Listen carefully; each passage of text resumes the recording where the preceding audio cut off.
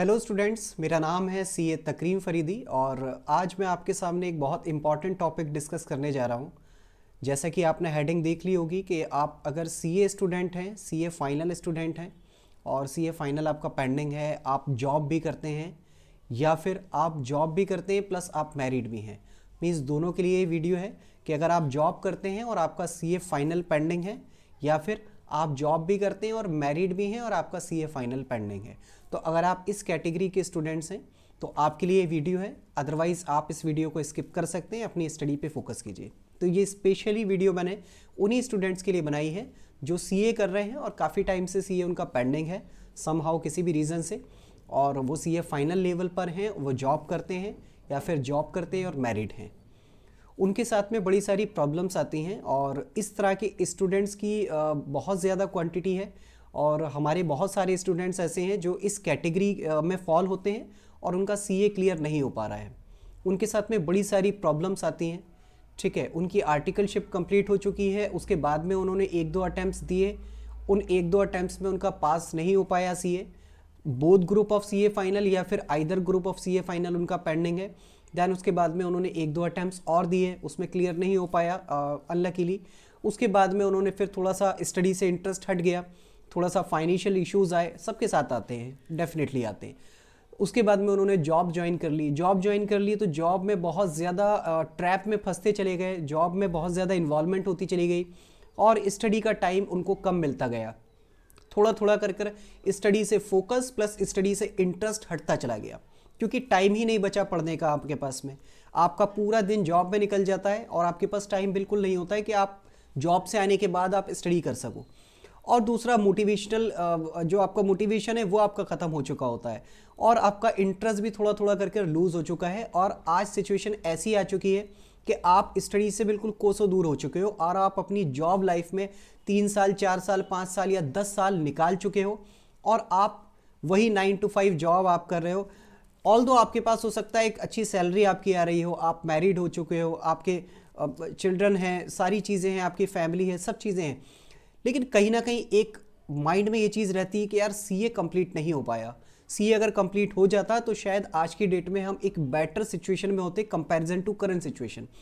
तो वो एक चीज़ आपके माइंड में अभी भी है और आप सीए कंप्लीट करना चाहते हैं, आपने अभी हार नहीं मानी है और आप सीए कंप्लीट करना चाहते हैं, लेकिन कहीं ना कहीं प्रैक्टिकल प्रॉब्लम्स आती हैं कि भाई हम कैसे सीए कंप्लीट करें।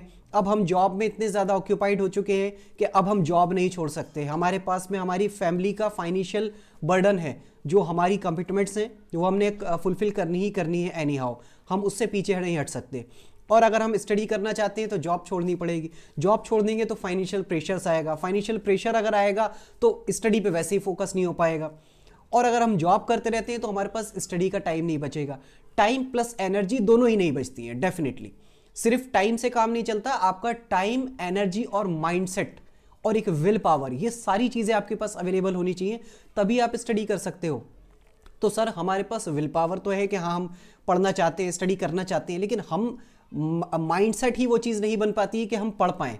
प्रॉब्लम इस तरीके से प्रैक्टिकली आती है स्टूडेंट्स के साथ में। मैंने बहुत सारे स्टूडेंट्स के मैसेजेस देखे हैं तो उनके साथ में ये प्रॉब्लम आती है, वो चाहते हैं सीए क्लियर करना, उनका सबकॉन्शियस माइंड में है कि हाँ मुझे सीए क्लियर करना है, लेकिन कब करना है, कैसे करना है, उनको नहीं पता। वो 9 to 5 की जॉब में इतने ज़्यादा ऑक्यूपाइड हो चुके हैं कि वो अब स्टडी से कोसों दूर हो चुके हैं। तो इस तरह के स्टूडेंट्स किस तरीके से अपनी सीए की स्टडी को कंप्लीट कर सकते हैं और सीए भी कंप्लीट कर सकते हैं और अपनी स्टडी को अच्छे से कंप्लीट करके और सीए की डिग्री उनके पास आ सकती है, जो उम्मीद वो छोड़ चुके हैं, अप्रॉक्सीमेटली छोड़ चुके हैं कि हाँ अब ऐसा नहीं हो सकता, अब तो हमारी यही लाइफ है कि बस हम 9 to 5 जॉब करेंगे, दैट्स इट। तो उन स्टूडेंट्स के लिए मैंने आज ये वीडियो बनाई है कि वो स्टूडेंट किस तरीके से अपनी स्टडी पर फोकस कर सकते हैं, किस तरीके से study plus job plus married life तीनों चीज़ों को आप साथ में मैनेज कर सकते हो। इसमें एक्सेप्शंस अवेलेबल हैं, एक्सेप्शंस आपके इसमें आएंगे, डेफिनेटली वो हम वीडियो के डिटेल में डिस्कस करेंगे। ठीक है, तो ये अप्रोच जो मैं आपको स्ट्रेटेजी बताने जा रहा हूँ, ये स्ट्रेटेजी मेरा ओपिनियन है, मेरा एक्सपीरियंस है और इससे आप सहमत भी हो सकते हैं और आप डिसएग्री भी हो सकते हैं, आपके अलग व्यू पॉइंट्स हो सकते हैं। मैं जो चीज़ें बताऊंगा तो अगर आपके और मेरे पॉइंट्स में सहमति नहीं आती है तो आप सजेस्ट करके मुझे कमेंट बॉक्स में बता सकते हैं कि सर इसको इस तरीके से नहीं, ऐसे करें तो ज़्यादा बेटर है। क्योंकि कभी भी कोई भी स्ट्रेटेजी होती है, कोई भी आप स्टडी भी इवन इनफैक्ट करते हो, कोई भी आप डिसीजन लेते हो, वो कभी परफेक्ट नहीं होता। Situation to situation, person to person opinion change होते हैं। तो मैं आज यहाँ पर जो भी चीज़ें आपको बता रहा हूँ वो प्रैक्टिकल बेस्ड चीज़ें हैं, एक्सपीरियंस बेस्ड चीज़ें हैं। थियोरिटिकल पॉइंट्स मैंने एक भी नहीं बताऊंगा, सारे प्रैक्टिकली पॉसिबल पॉइंट्स बताऊंगा। और जो आपको प्रॉब्लम्स हम डिस्कस करेंगे, उनके सॉल्यूशंस डिस्कस करेंगे। तो प्रॉब्लम्स भी आपकी बिल्कुल प्रैक्टिकल प्रॉब्लम्स होंगी। आप एक प्रॉब्लम्स को आप आइडेंटिफाई कर पाओगे कि हाँ, हमारे साथ भी ये प्रॉब्लम आती है, बिल्कुल ठीक कह रहे हो आप। सॉल्यूशन जो मैं आपको बताऊंगा, अगर आप उन पर फॉलो करोगे, एग्जैक्टली उन पर फॉलो करोगे, तो डेफिनेटली आप जॉब प्लस मैरिड लाइफ के साथ में भी आप सीए कंप्लीट कर सकते हो। फाइनेंशियल प्रेशर के साथ में भी आप सीए कंप्लीट कर सकते हो। सारी सिचुएशन, सारी आपकी परिस्थितियां अगर आपके प्रतिकूल भी हैं, अगेंस्ट भी जा रही हैं, तो भी आप सीए कंप्लीट अपना कर सकते हो। मैं इस तरीके से आपको सारी चीज़ें बताऊंगा। लेकिन ऑल्दो फिर वही है कि आपका ओपिनियन अलग भी हो सकता है मेरे ओपिनियन से। तो अगर आपका ओपिनियन अलग हो तो आप कमेंट बॉक्स में मुझे ज़रूर बताएं। चलिए, अब हम वन बाय वन एक एक पॉइंट को डिस्कस करते हैं। तो हो सकता है, आई डोंट नो कि ये वीडियो कितना लंबा जाएगा। मैं तो डिस्कस करता जाऊंगा और देखते हैं कितना लंबा ये वीडियो जाता है। और मैं ट्राई करूंगा कि इसको थोड़ा सा शॉर्ट में हम डिस्कस करें। जो सीए स्टूडेंट्स इस कैटेगरी के नहीं है तो वो प्रॉब्लम को समझ ही नहीं पाएंगे। अभी उनको लगेगा यार ऐसी भी कोई प्रॉब्लम हो सकती है क्या। लेकिन जो इस कैटेगरी में हैं, सीए स्टूडेंट्स के जॉब कर रहे हैं और सीए करना चाह रहे हैं, मैरिड भी हैं, वो एक एक प्रॉब्लम को ऑथेंटिकेट करेंगे कि हाँ, ये प्रॉब्लम डेफिनेटली आती है, ये बिल्कुल ग्राउंड लेवल की प्रॉब्लम है और बिल्कुल आपका प्रैक्टिकल प्रॉब्लम है। तो आप एक एक प्रॉब्लम को हम डिस्कस करेंगे।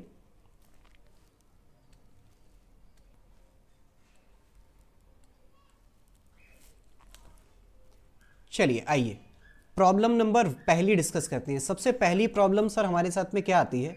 सबसे पहली प्रॉब्लम आती है सर फाइनेंशियल प्रॉब्लम।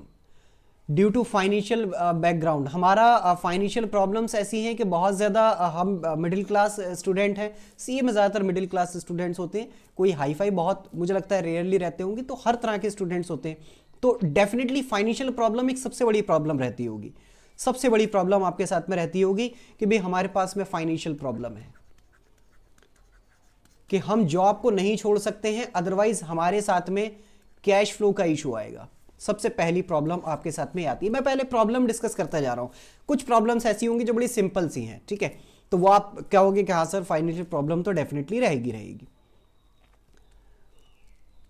दूसरी फाइनेंशियल प्रॉब्लम भी, आपकी दूसरी प्रॉब्लम भी फाइनेंशियल प्रॉब्लम है। लेकिन प्रॉब्लम क्या है कि sir I am the only source of income. मैं ही अपने आप में एक सिंगल सोर्स ऑफ इनकम हूं, अपनी फैमिली का, अपनी स्पाउस का एंड अपने चिल्ड्रन का, प्लस मेरे पेरेंट्स का, ठीक है। तो दूसरी प्रॉब्लम ये आती है कि फाइनेंशियल प्रॉब्लम तो है लेकिन उसको बांटने वाला दूसरा मेरे साथ में कोई नहीं है। मैं अपने आप ही मुझे सारी चीज़ें करनी है। अगर मैं एक तरह से मैं रेवेन्यू सेंटर हूँ, अपनी फैमिली का रेवेन्यू सेंटर हूँ, मैं कमा कर लेकर आता हूँ। अगर मेरी इनकम खत्म हो जाएगी तो फिर कैसे चीज़ें चलेंगी? सर दूसरी प्रॉब्लम आपके साथ में ये आती है। एक एक पॉइंट को आप मार्क करते जाना कि ये प्रॉब्लम्स आपके साथ में आती हैं। अच्छा, मैं यहाँ पे एक एजम्पशन लेकर चल रहा हूँ कि ये प्रॉब्लम्स मैं मेल सीए स्टूडेंट्स के साथ में बता रहा हूँ, क्योंकि देखो आई एम ओनली मेल, तो मैं मेल के बारे में ज़्यादा अच्छे से बता सकता हूँ। अगर आप में से कोई स्टूडेंट ऐसा है जो फीमेल सीए स्टूडेंट है और वो इन प्रॉब्लम्स के साथ में फेस करा है और उसने सीए क्लियर किया है, तो वो डेफिनेटली मुझसे कांटेक्ट करें। उनके जो रिकमेंडेशन है उन पर भी वीडियो बनाई जा सकती है एक फीमेल सीए स्टूडेंट्स के लिए। कुछ सीए स्टूडेंट्स फीमेल भी होंगी जो इस प्रॉब्लम के साथ में डील कर रही होंगी कि भाई हमारी फैमिली ने शादी करा दी लेकिन सीए कंप्लीट नहीं हो पाया, या हम जॉब कर रहे हैं, फाइनेंशियल प्रेशर है फैमिली के लिए, तब हम सीए कैसे कंप्लीट करें। तो गर्ल्स के साथ में क्या प्रॉब्लम आती है उसके बारे में मैं अवेयर नहीं हूं, तो मैं उसी चीज़ से आपको बताऊंगा जो चीज़ मैं बता सकता हूं। मैं फीमेल स्टूडेंट के बारे में अगर बताऊंगा तो वो प्योर थियोरिटिकल पॉइंट्स होंगे कि वो जो मैंने नेट से देखकर 2-4 पॉइंट डाल दिए होंगे। मैं यहाँ पर जो पॉइंट्स डिस्कस करूंगा वो बिल्कुल प्रैक्टिकल पॉइंट्स होंगे सारे, कोई भी थियोरिटिकल पॉइंट हम डिस्कस नहीं करेंगे।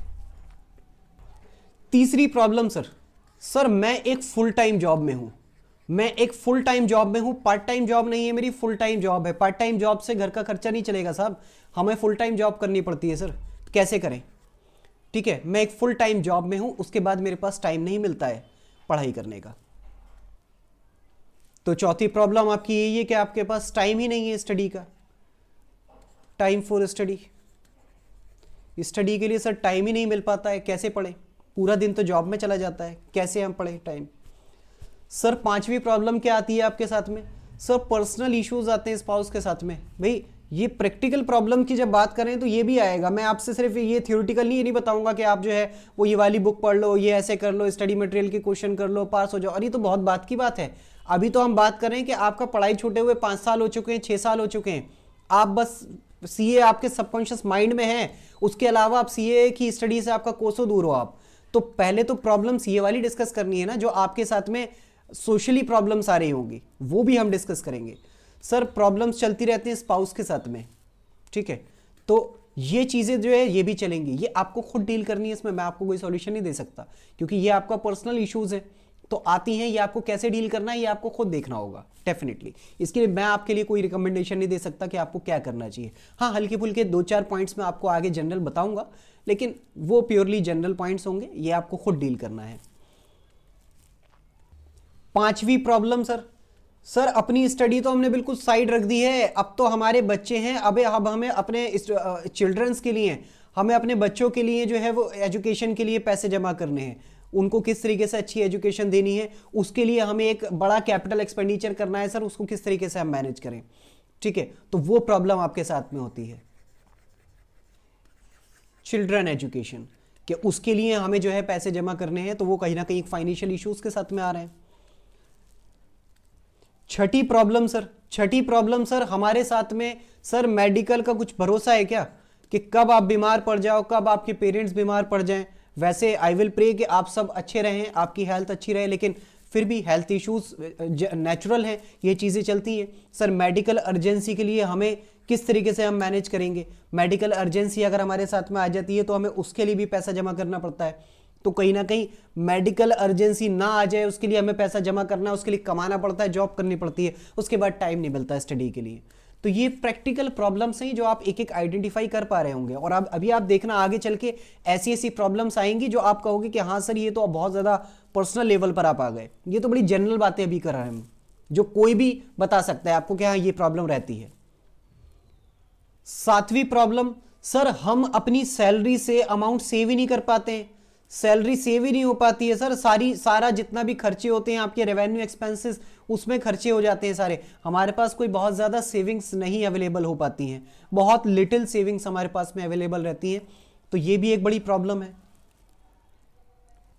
इसके अलावा सर जब इतनी सारी प्रॉब्लम्स आती हैं तो बहुत ज़्यादा माइंड ना स्ट्रेस रहता है, हमारा माइंड बहुत ज़्यादा स्ट्रेस रहता है, डिलेमा में रहता है, क्या करें कैसे करें, फैमिली देखें, एजुकेशन, अपनी एजुकेशन देखें, बच्चों की एजुकेशन देखें, पैसा कमाएं या पढ़ाई करें, क्या करें सर समझ नहीं आता, स्ट्रेस रहती है। तो जब स्ट्रेस रहती है तो हम वैसे ही नहीं पढ़ पाते। पढ़ाई दिमाग का काम है, अगर आपको स्टडी करनी है तो आपका दिमाग स्ट्रेस फ्री रहना चाहिए भाई साहब।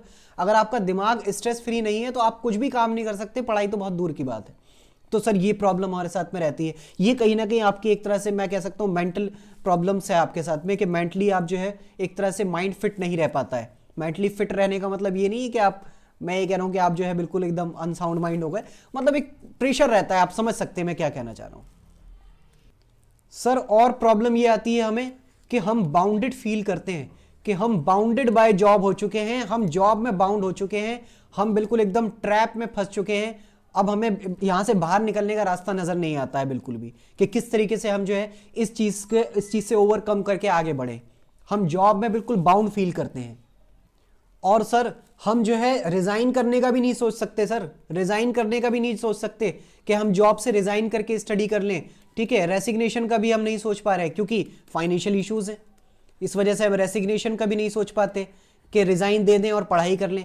सर फाइनेंशियल प्रॉब्लम है तभी तो सारी है। मान लीजिए आपके पास जो है एक 100 करोड़ रुपए की एफडी आपके नाम पे होती, आराम से बैठ के ब्याज खाते, आराम से पढ़ाई करते, क्या दिक्कत थी सर। फाइनेंशियल प्रॉब्लम 80% प्रॉब्लम का जो वेटेज है वो फाइनेंशियल प्रॉब्लम है।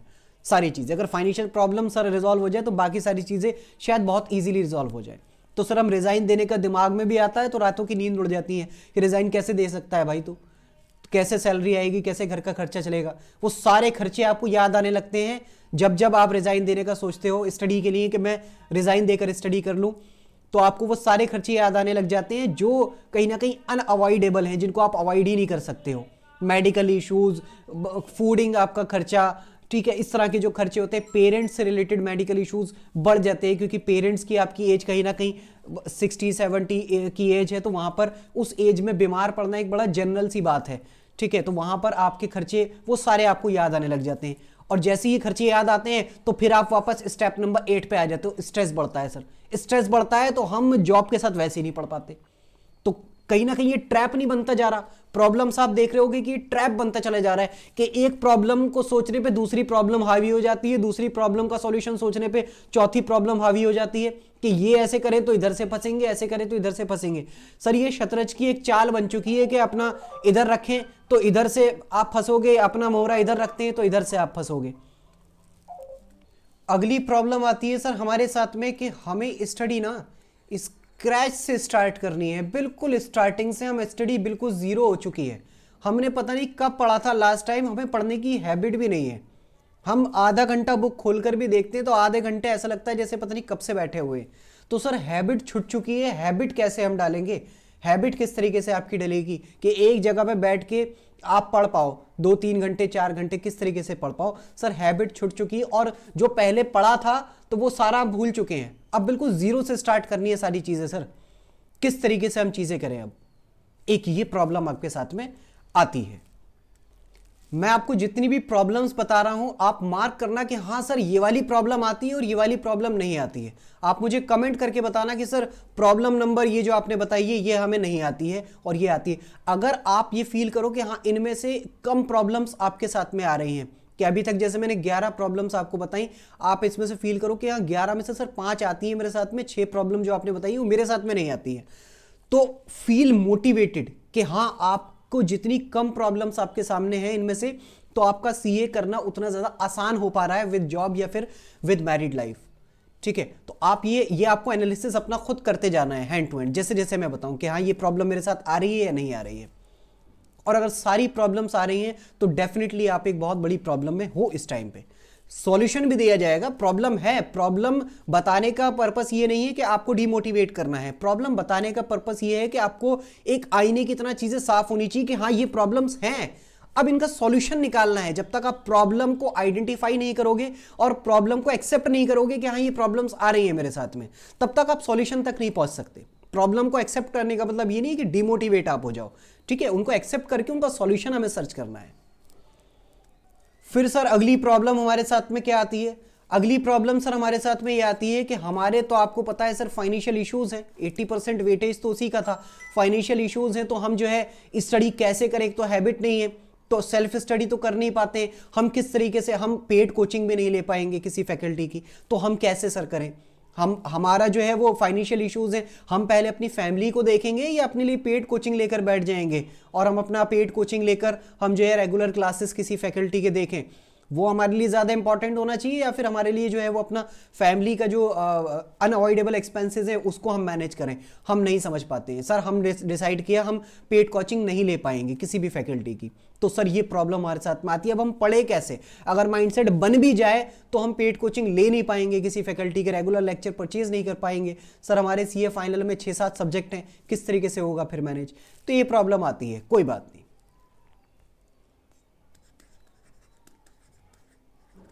पेड कोचिंग की प्रॉब्लम आपके साथ में आती है। चलिए एक प्रॉब्लम अगली स्टूडेंट्स के साथ में जो आती है, वो कहते हैं सर हमारे पास ना प्रॉपर स्पेस नहीं है पढ़ने के लिए, हमारे पास कोई सेपरेट स्पेस नहीं है, कोई सेपरेट स्पेस अवेलेबल नहीं है कि जहाँ पे हम पीसफुली स्टडी कर सकें।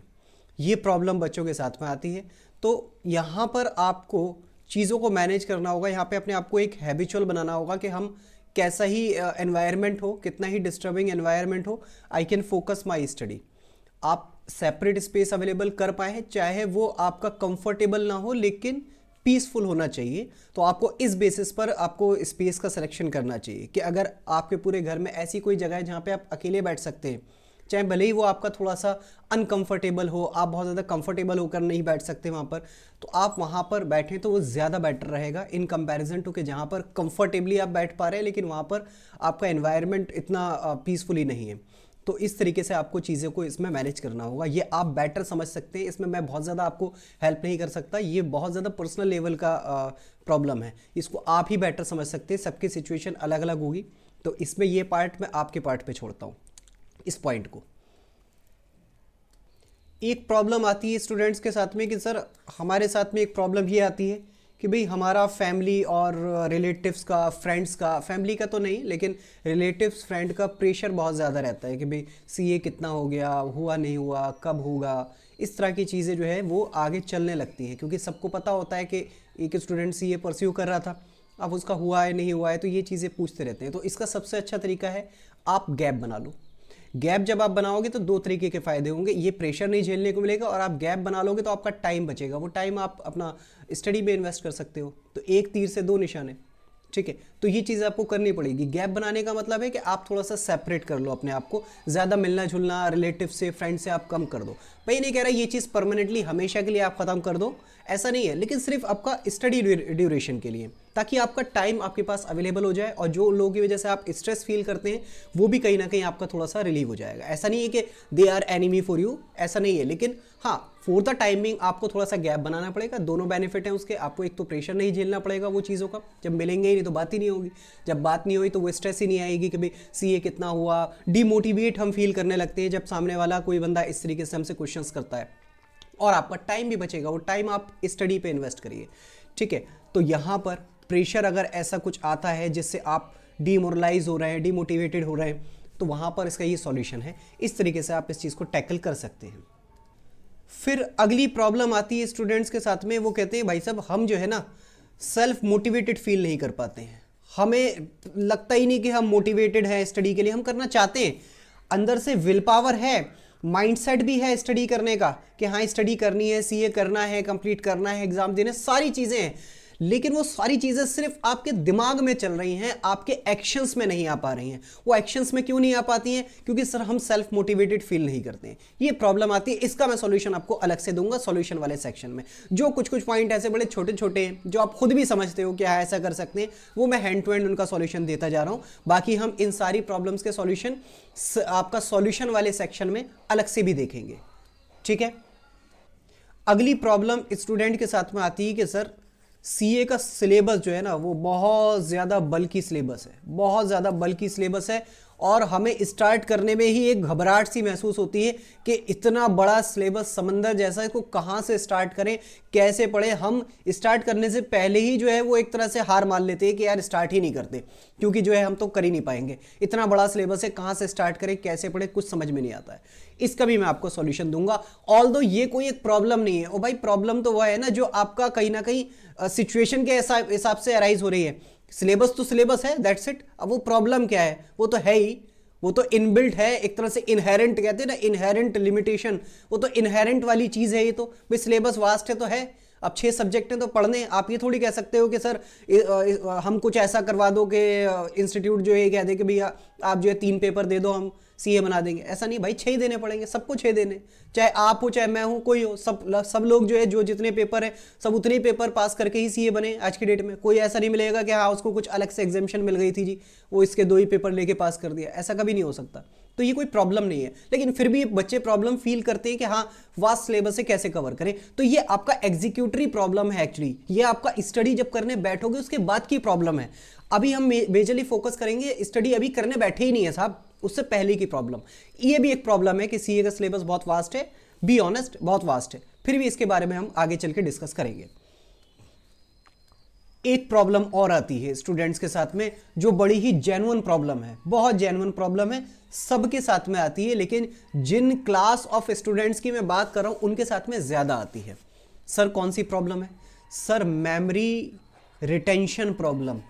हम पढ़ते हैं, चलिए हमने पढ़ा, फिर भी पढ़ा, लेकिन उसके बाद में उस मेमोरी को रिटेन नहीं कर पाते, क्योंकि हमारे माइंड में सिर्फ स्टडी ही नहीं चलती, हमारे माइंड में हमें जॉब भी देखनी है, हमें स्पाउस को भी देखना है, हमारे चिल्ड्रन हैं उनको भी देखना है, पेरेंट्स को भी देखना है, फाइनेंशियल बर्डन्स हैं, सारी चीजें हैं, सब चीजें पैरेलली हमें लेकर साथ में चलनी है। इस वजह से स्पेशली एक प्रॉब्लम ये भी आती है हमारे साथ कि हम मेमोरी रिटेन नहीं कर पाते हैं। हमने आज कोई मान लीजिए कोई सा सब्जेक्ट उठाया, कोई सा टॉपिक पढ़ा किसी भी सब्जेक्ट का कि हाँ ये चीज़ ऐसे ऐसे होती है, ये चीज़ पढ़ लिया। मान लो कोई ऑडिट का standard let suppose for example पढ़ लिया हमने कि हाँ ये स्टैंडर्ड में ऐसे लिखा है, ऐसे ऐसे होगा, आज पढ़ लिया। 2 दिन के बाद सर बिल्कुल वाइप्ड आउट हो गया, ऐसा लगा जैसे पढ़ा ही नहीं था। दोबारा पढ़ने पे बिल्कुल ऐसा फील होता है जैसे पहली बार पढ़ रहे हैं, जबकि हमने 2-4 दिन पहले पढ़ा था। ये प्रॉब्लम बड़ी जेन्युइन है, काफ़ी सारे स्टूडेंट्स के साथ में ये प्रॉब्लम भी आती है। जिनके साथ नहीं आती तो बहुत अच्छी बात है, आप शुक्र मनाओ कि आपके साथ में ये प्रॉब्लम नहीं आती, लेकिन जिनके साथ आती है वो कनेक्ट कर पा रहे होंगे कि हाँ सर आप सही कह रहे हो कि ये प्रॉब्लम आती है। तो इसका भी जो है सॉल्यूशन दिया जाएगा कि किस तरीके से हम अपना मेमोरी के रिटेंशन पावर को अपना थोड़ा सा इंप्रूव कर सकें। स्पेशली इतनी सारी चीज़ें हम साथ में जब लेके चलते हैं तो हम किस तरीके से मैनेज करेंगे मेमोरी रिटेंशन प्रॉब्लम को, क्योंकि इससे क्या होता है ना, जब आप मेमोरी को रिटेन नहीं कर पाते तो ये आपका डिमोटिवेट करने की तरफ आपको लेके बढ़ता है कि यार मैंने इतनी सारी चीज़ें पढ़ी एक दिन पहले, इतना मैंने टाइम लगाया और आज मैं भूल गया। तो हमें ये फील होता है यार पढ़ने का कोई फायदा ही नहीं, हमें तो कुछ याद ही नहीं रहता। जब हमें अभी 2 दिन पहले का पढ़ा हुआ याद नहीं आ रहा तो हम 6 महीने बाद 8 महीने बाद एग्जाम में हम कैसे एक्सपेक्ट कर सकते हैं कि हम जाकर लिख लेंगे। तो ये प्रॉब्लम सबके साथ में आती है। जो आपका सीए स्टूडेंट्स हैं, यंग सीए स्टूडेंट्स हैं, जो सिर्फ स्टडी कर रहे हैं, जिनके ऊपर और कोई स्टडी के अलावा और दूसरा कोई एक तिनके के बराबर भी प्रेशर नहीं है, उनके साथ भी ये चीज़ आती है। तो आप लोगों के साथ में तो डेफिनेटली आनी है, आपके साथ में आना तो बहुत ज़्यादा कह सकता हूँ मैं स्वाभाविक है कि आपके साथ में ये प्रॉब्लम्स आएंगी। और दूसरा होता क्या है ना कि आप पढ़ रहे होते हैं, ये प्रैक्टिकली मैंने एक्सपीरियंस किया, आप पढ़ रहे होते हैं, स्टडी कर रहे होते हैं। आप फॉर एग्जांपल कोई एएफएम का कोई सा टॉपिक पढ़ रहे हैं कि हाँ भाई ये चीज़ करनी है, कोई इंडेस आप पढ़ रहे हैं कि अच्छा इस इंडेस में ये लिखा है, आप पढ़ रहे हैं, आपकी नजरें, आपका नजरें जो है और आपकी टंग यूज हो रही है स्टडी में, लेकिन आपका दिमाग दूसरी तरफ है। आप पढ़ रहे हो, दिमाग में क्या चल रहा है, अरे यार कल ऑफिस में इसका ये वाला काम करना था, बॉस ने ये वाला असाइनमेंट दिया हुआ था और ये चीज़ हमें करनी थी, वो फलाने स्टाफ को ये वाला काम देना था, फलाने आपका जो क्लाइंट है उसकी कॉल आने वाली है, उसको ये बैलेंस शीट देनी है, उसको ये बना कर देना है। जो भी आपकी जॉब की रूटीन रिस्पॉन्सिबिलिटीज होती हैं, जो हेडेक्स होते हैं, वो दिमाग में चल रहे हैं। और मैं देखने वाले को क्या लगेगा कि यार कितना फोकस से स्टडी कर रहा है, कि हाँ इंडेस पढ़ रहा है, जबान से भी मैं सब चीज़ें बोल रहा हूँ कि हाँ इस इंडेस में ये लिखा है, ये सब सारी चीज़ें कर रही, लेकिन दिमाग में कुछ और ही चल रहा है। और 10 मिनट के बाद आप देखोगे, 10 मिनट के बाद आप फील करते हो कि भाई इस पेज में मैंने क्या पढ़ा, तो आप 1 मिनट में रिकॉल भी नहीं कर पाते कि हाँ इसका जो समराइज वे है इसका ये है, क्योंकि आपका दिमाग तो आपके साथ में था ही नहीं। सिर्फ आपकी आंखें और आपकी टंग, सिर्फ 2 चीजें काम कर रही थी। आपकी आंखें देख रही थी, आपकी टंग से आप बोल रहे थे जो लिखा हुआ था, दैट्स इट। इसके अलावा आपने कुछ नहीं पढ़ा उसमें। तो ये प्रॉब्लम आती है सबके साथ में, ठीक है। इन सारी चीजों का किस तरीके से निवारण करना है उस पर भी हम बात करेंगे। एक प्रॉब्लम आती है सर, हम ना सो नहीं पाते, स्लीपिंग प्रॉब्लम आती है हमारे साथ में। इतनी ज़्यादा हेडेक होता है जब हम देखते हैं कि हम इतने डिलेमा में फंस चुके हैं, ट्रैप में फंस चुके हैं कि हम स्टडी करें, जॉब करें, रिज़ाइन देने का सोचते हैं, वो भी नहीं कर पाते। ये सारा प्रेशर इतना ज़्यादा दिमाग पे आ जाता है कि हमारी नींद उड़ जाती है, हमारी नींद नहीं आ पाती। रात को सोते सोते आँख खुल जाती है इन प्रेशर्स में। दिमाग में सोते हुए भी जो है सपने भी इसी तरह के कुछ कुछ आने लगते हैं। ये साइकोलॉजिकल बिहेवियर है इंसान का। आप जिस चीज़ के बारे में सोच रहे होते हैं वो चीज़ फिर आपके सपने में, ड्रीम्स में आती है। तो सर इस तरीके की चीज़ें हमारे साथ में आती है। रात को 3 बजे 4 बजे आँख खुल जाती है, उसके बाद में बस जग रहे हैं। हेल्थ पर भी बहुत फर्क पड़ता है, आपका माइंड की हेल्थ और आपकी बॉडी की ओवरऑल हेल्थ, उस पर फर्क पड़ता है। तो आप वैसे ही कुछ नहीं कर पाते। स्टडी तो बहुत दूर की बात है, मैं कह रहा हूँ आप कोई नॉर्मल सा काम भी होगा वो भी आप नहीं कर पाओगे। आप अपनी जॉब रिस्पॉन्सिबिलिटीज भी अच्छे से फुलफिल नहीं कर पाओगे ऑफिस में, ठीक है। तो साथ में स्टडी करना तो बहुत बड़ी बात है। तो माइंड का रिलैक्स होना तो बहुत ज़रूरी है सर, सबसे पहले, ठीक है। तो ये प्रॉब्लम्स स्टूडेंट्स के साथ में आती है। इसके अलावा आपका कॉन्फिडेंस लेवल भी डिक्रीज होने लगता है। जब आप देखते हो कि यार मैं चीज़ें मैनेज नहीं कर पा रहा, तो आपका जो सेल्फ कॉन्फिडेंस का लेवल है वो डिक्रीज होने लगता है। आपका माइंड आपको इस चीज़ की तरफ कन्विंस करने लगता है कि ये काम तो तू कर ही नहीं सकता। इस चीज़ की तरफ हमारा जो यकीन है वो पक्का होता चला जाता है, हमारा बिलीव इस चीज़ पर पक्का होता चला जाता है, ये काम तो मैं कर ही नहीं सकता, स्टडी तो मैं कर ही नहीं सकता, मुझसे तो अब होगी ही नहीं, मैं तो अब ये पढ़ ही नहीं सकता, मेरे बस की नहीं है 8 घंटे बैठना, 4 घंटे बैठना, लगातार पढ़ना, मेरे बस की नहीं है इन चीज़ों को याद करना किस तरीके से ये होंगी, मेरे बस की नहीं है एग्जाम देना। ये वाली चीज़ें आपके दिमाग में डेवलप होने लगती हैं और ये आपके दिमाग में डेवलप होने लगती हैं और बहुत पक्का यकीन आपके माइंड में बैठ जाता है कि हम ये चीज़ नहीं कर सकते। सेल्फ कॉन्फिडेंस लेवल इस हद तक गिर जाता है और आप हार मान लेते हो कि यार छोड़ो, अब जो है जैसा चल रहा है वैसा चलता रहेगा, हो सकता है हमारे लक में, हमारे भाग्य में ऐसा ही लिखा हो। इस तरह की चीज़ें आपके दिमाग में आने लगती है कि अब आपने बिल्कुल भाग्य पर छोड़ दिया कि बस अब हमारी डेस्टिनी, हमारा जो है वो लक यही था, यही हमारे डेस्टिनी में लिखा था, तो अब ऐसे ही हो रहा है। आप इस चीज की तरफ अपने आप को खुद से कन्विंस करने लग जाते हो। ऐसा क्यों होता है? क्योंकि आपका सेल्फ कॉन्फिडेंस लेवल गिरता चला जा रहा है। और प्रॉब्लम ये भी होती है कि भाई हमारे साथ में कोई भी फाइनेंशियल और इमोशनल सपोर्ट के लिए नहीं है। इमोशनल सपोर्ट के लिए तो चलो फिर भी आपकी फैमिली आपके साथ में होती है, ठीक है, और फाइनेंशियल सपोर्ट के लिए लेकिन कोई साथ में नहीं होता। इमोशनल सपोर्ट तो आपका कहीं ना कहीं सेकेंडरी है सर, पहले तो फाइनेंशियल सपोर्ट जरूरी है। फाइनेंशियल सपोर्ट अगर कहीं से मिल जाए तो फिर इमोशनल सपोर्ट की जरूरत ही नहीं पड़ेगी, ठीक है। तो फाइनेंशियल सपोर्ट सबसे ज्यादा इंपॉर्टेंट होती है, तो वो चीज का शेयर करने के लिए आपके पास कोई नहीं है जो आपको फाइनेंशियल सपोर्ट में आपका भागीदार बन सके। ये प्रॉब्लम्स स्टूडेंट्स के साथ में आती है। और एक फियर आपके दिमाग में क्या आने लगता है कि सर अगर हमने रिजाइन कर दिया और ऐसे अनएक्सपेक्टेड एक्सपेंसेस आ गए हमारे सामने जो हमने सोचे ही नहीं थे, तो क्या होगा। ऐसे ऐसे आप सिचुएशन इमेजिन करने लगते हो जिनके होने के चांसेस 0.1% भी नहीं है। वो सिचुएशन आपके सामने इमेजिन आप करने लगते हो कि भाई अगर मैंने रिजाइन करा आज पढ़ाई करने के लिए और अचानक से कोई ऐसा अनएक्सपेक्टेड खर्चा आ गया मेरे पास में, तो मैं उसको कैसे टैकल करूंगा। तो वो चीजें प्रॉब्लम्स आपके साथ में आती हैं। तो ये फियर बढ़ता चला जाता है, फियर बढ़ता चला जाता है, डर बढ़ता चला जाता है आपके दिमाग में, जो आपको कन्विंस किस चीज के लिए करता है, नहीं भाई जॉब नहीं छोड़नी है, बिल्कुल भी पढ़ाई के लिए जॉब नहीं छोड़नी है, जॉब करते रहो, जॉब को प्रायोरिटी पे रखो। ये चीज आपके दिमाग में डेवलप होने लगती है। इसके अलावा कुछ आपको लगता है कि हमारे कुछ बड़े कैपिटल एक्सपेंडिचर, कुछ बड़े कैपेक्स हमने इनकर करने हैं फ्यूचर में, उस चीज की टेंशन आपके माइंड में रहती है कि भाई वो कैसे कैसे होंगे अगर मैंने रिजाइन कर दिया तो आपको इन सारी चीज़ों का एक परफेक्ट सॉल्यूशन नहीं मिल पाता। इतनी सारी प्रॉब्लम्स हमने यहाँ पर डिस्कस करी हैं, इनका आपको कोई परफेक्ट सॉल्यूशन नहीं मिल पाता। इसके अलावा एक और चीज़ है, जब सीए स्टूडेंट्स होते हैं जिनका ट्रेनिंग वगैरह कंप्लीट हो चुकी है, वो अपना जॉब वगैरह कर रहे हैं, तो उनको अपना प्रैक्टिकल एक्सपीरियंस होता है ठीक ठाक, तो वो लोग फ्रीलांसिंग में काम करने लगते हैं कि ठीक है जॉब भी अपनी चल रही है और कुछ जो है हम फ्रीलांसिंग करके 2-4 क्लाइंट आपके पास हैं, कुछ क्लाइंट्स हैं तो उनका आप अकाउंटिंग कर रहे हैं, टैक्स फाइलिंग्स वगैरह कर रहे हैं, तो उससे भी आप इनकम अर्न करने लगते हैं। तो वो कहीं ना कहीं आपका जो टाइम है वो 2 जगह डिवाइड हो रहा है। एक तो आपका जॉब रिस्पॉन्सिबिलिटीज़ पूरी करने में, जो कि आपका कहीं ना कहीं मेन सोर्स ऑफ इनकम है। इसके अलावा आपका जो फ्रीलांसिंग में आप काम कर रहे हैं तो वहाँ पर भी आपकी कुछ कुछ इनकम है, तो वहाँ पर भी आपका टाइम डिवोट हो रहा है। टाइम डिवोट हो रहा है तो इसका मतलब आपका कहीं ना कहीं टाइम स्टडी के लिए और कम बच रहा है, तो वहाँ से भी आपका फ्रीलांसिंग कर कर भी आपका कुछ कुछ इनकम अर्न हो रही है। तो वो चीज़ भी मैनेज नहीं कर पाते हो आप कि हम किस तरीके से अपना फ्रीलांसिंग वाले काम को मैनेज करें, तो वहाँ पे ये प्रॉब्लम आती है। और मान के चलिए जो जॉब में है सीए स्टूडेंट्स, उनका नॉर्मली होता है कि हाँ भाई जॉब भी कर रहे हैं और साथ में फ्रीलांसिंग भी कर रहे हैं, कुछ ना कुछ तो रहती है, कम हो ज़्यादा हो एक अलग बात है, कुछ ना कुछ फ्रीलांसिंग की इनकम उनकी होती है। एक बहुत अपना सैलरी के कंपैरिजन में हो सकता है 10-15% उनकी फ्रीलांसिंग से इनकम आती हो, 15-20% के आसपास, तो ये चीज़ें होती हैं, ठीक है। तो उसको भी आपका मैनेज करने में प्रॉब्लम आती है कि हम फ्रीलांसिंग वाले काम को कैसे मैनेज करें, क्योंकि वहाँ पे एक अलग क्लाइंट है, वो हमारा अपना क्लाइंट है, उसके भी सारे काम हमें फुलफिल करने हैं, तो किस तरीके से करें। तो ये एक इश्यूज़ सबके साथ में आते हैं जो लोग जॉब में हैं और अपना फ्रीलांसिंग का भी काम कर रहे हैं।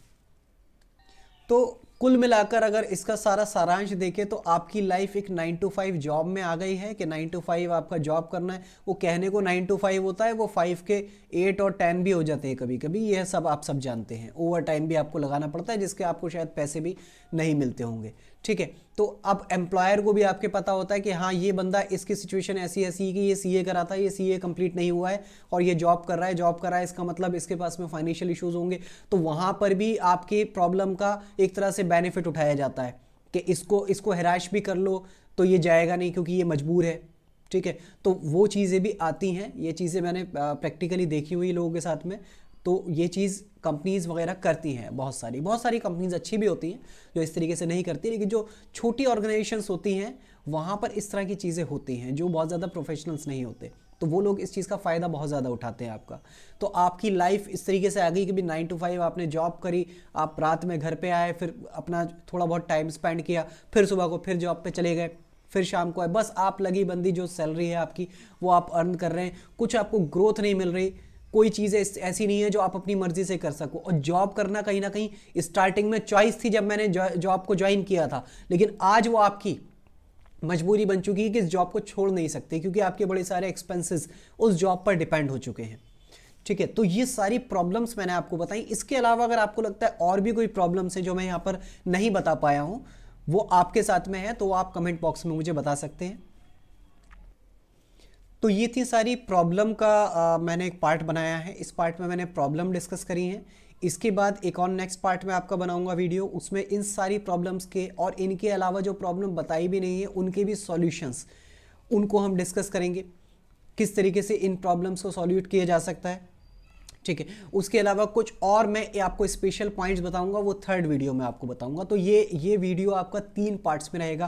पहले पार्ट्स में मैंने आपको प्रॉब्लम्स बताई, इसके अलावा सेकंड पार्ट में मैं आपको सॉल्यूशंस बताऊंगा, उसके बाद थर्ड पार्ट में कुछ इंपॉर्टेंट पॉइंट आपको बताऊंगा। तो इस तरीके से हम इस वीडियो को कंप्लीट करेंगे। तो इस वीडियो में इतना ही, नेक्स्ट वीडियो में हम मिलेंगे जिसमें सॉल्यूशन डिस्कस करेंगे। तब तक के लिए thank you and bye bye.